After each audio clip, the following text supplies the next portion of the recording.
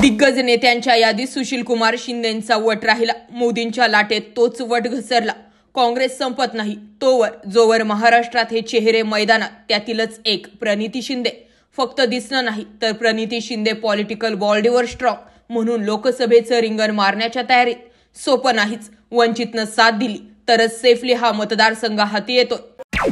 नेमकं घडलंय का? राज्याच्या आणि देशाच्या राजकारणात काँग्रेसचे ज्येष्ठ नेते सुशील कुमार शिंदे हे मोठं नाव आहे. ज्यावेळी सुशील कुमार शिंदे यांनी सोलापूरमधून निवडणूक लढवली त्यावेळी त्यांनी विरोधकांना पराभवाचा धक्का दिला होता. अपवाद मात्र गेल्या 2 वेळचा.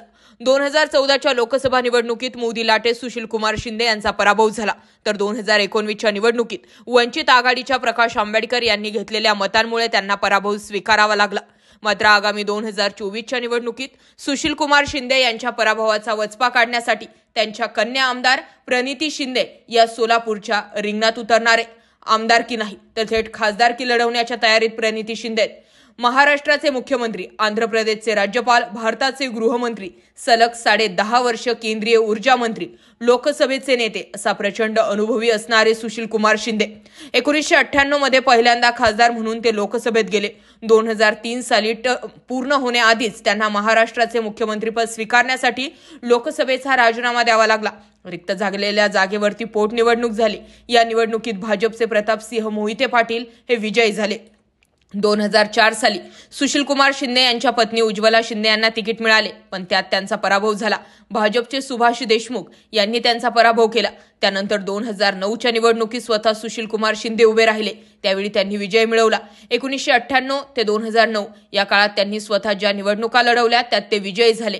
या विजयी परंपरेला छेद मिळाला तो 2014 मध्ये.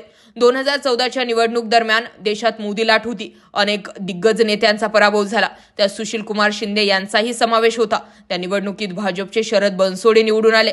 त्यानंतर झालेल्या 2019च्या निवडणुकीतही सुशील कुमार शिंदे पुन्हा पराभूत झाले. मात्र यावेळी त्यांना भाजप उमेदवार जय सिद्धेश्वर स्वामी यांच्याकडून पराभव स्वीकारावा लागला. त्यामुळे आता 2024च्या आगामी लोकसभा निवडणुकीत सोलापूर मतदारसंघावर काँग्रेसनं आपला दावा सांगितला. सोलापूर लोकसभेअंतर्गत येणारे मतदारसंघ म्हणजे सोलापूर शहर मध्यवर्ती, सोलापूर शहर उत्तर, सोलापूर दक्षिण, मोहोळ, अक्कलकोट आणि पंढरपूर असे 6 विधानसभा मतदारसंघ आहे. यातील मोहोळ विधानसभा 1999 पासून राष्ट्रवादीच्या ताब्यात आहे. सोलापूर शहर उत्तरमध्ये 2004 पासून भाजपचं वर्चस्व आहे. सोलापूर दक्षिण विधानसभा 2014 आणि 2019 मध्ये काँग्रेसच्या हातून निसटली. अक्कलकोट विधानसभेत मात्र काँग्रेस आणि भाजप अशी दर 5 वर्षांनी अदलाबदल होते. पंढरपूर विधानसभेत आमदार भारत भालके यांच्या मृत्यूनंतर झालेल्या पोटनिवडणुकीत भाजपनं बाजी मारली.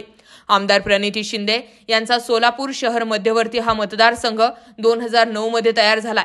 पहिल्याच निवडणुकीत प्रणिती शिंदे यांनी 34,000 मतांची आघाडी घेतली होती. 2014 मध्ये ही आकडेवारी घसरून फक्त 9,000वर आली. 2019 मध्ये 13,000चा लीड आहे. त्यामुळे प्रणिती शिंदे यांना स्वतःच्याच मतदारसंघातून धोका असताना ते आता लोकसभेची निवडणूक कशी जिंकणार असा प्रश्न निर्माण झालाय. पण प्रणिती शिंदे यांचा सुद्धा पॉलिटिकल अनुभव दांडगा राहिला. त्यामुळे प्रणिती शिंदे यांना जर वंचितची साथ मिळाली तर ही सीट सेफली निघेल. बाकी सोलापूरकर, तुम्हाला काय वाटतं? भावी खासदार म्हणून प्रणिती शिंदे यांची सीट निघू शकेल का? कमेंट करा. जय महाराष्ट्र पब्लिक.